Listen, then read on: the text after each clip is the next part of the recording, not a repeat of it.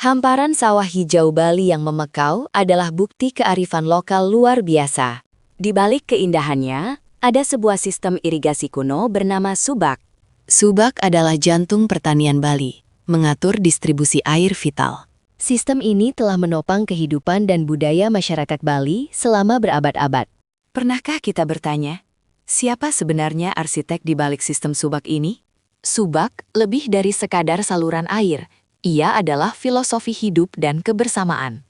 Setiap sistem Subak memiliki pura, kuil, sendiri sebagai pusat spiritual. Pura ini didedikasikan untuk Dewi Sri, Dewi Padi, dan kesuburan. Prinsip Trihita Karana menyatukan hubungan manusia, alam, dan Tuhan. Bukti arkeologis menunjukkan Subak sudah ada sejak abad ke-9 Masehi. Prasasti Sukawana A. 882 M menyebutkan istilah undaki pengarung, pembangun saluran air.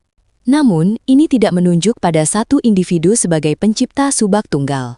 Subak kemungkinan besar berkembang secara bertahap, hasil kolektif masyarakat. Kebutuhan irigasi untuk padi mendorong inovasi berkelanjutan selama berabad-abad. Para pemuka agama dan pemimpin komunitas memainkan peran penting membentuknya. Salah satu nama yang sering dikaitkan adalah Empu Kuturan, seorang tokoh suci. Empu Kuturan diyakini tiba di Bali sekitar abad ke-11 Masehi dari Jawa. Ia adalah tokoh penting dalam penyebaran dan pengorganisasian agama Hindu di Bali. Empu Kuturan berjasa besar menyatukan sekte-sekte dan membentuk struktur sosial Bali. Namun, ia bukan pencipta sistem irigasi Subak secara fisik dari nol. Perannya lebih pada mengintegrasikan sistem irigasi ke dalam kerangka agama dan adat. Ia menyelaraskan pengelolaan air dengan nilai-nilai spiritual dan sosial masyarakat. Jadi, Empu Kuturan mungkin yang mengorganisir dan memperkuat Subak secara kelembagaan. Subak bukan hanya tentang air, tetapi juga tentang keadilan dan kebersamaan. Setiap Subak dipimpin oleh seorang pekaseh yang bertanggung jawab atas pengelolaan air. Keputusan penting diambil melalui musyawarah mufakat seluruh anggota Subak. Pada 2012, Subak diakui UNESCO sebagai warisan budaya dunia. Pengakuan ini menekankan nilai universalnya sebagai lanskap budaya yang hidup. Ini semakin memperkuat bahwa Subak adalah hasil evolusi dan kearifan kolektif. Pengetahuannya diwariskan dari generasi ke generasi, terus disempurnakan. Subak adalah respons cerdas terhadap kondisi geografis dan iklim Bali. Desain saluran dan pembagian airnya menunjukkan pemahaman hidrologi yang mendalam. Sistem ini memastikan ketahanan pangan dan kelangsungan hidup masyarakat.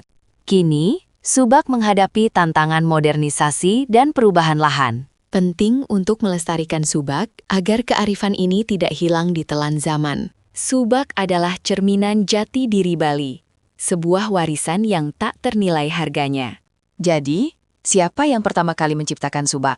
Bukan satu orang, melainkan ribuan tangan dan pikiran selama berabad-abad.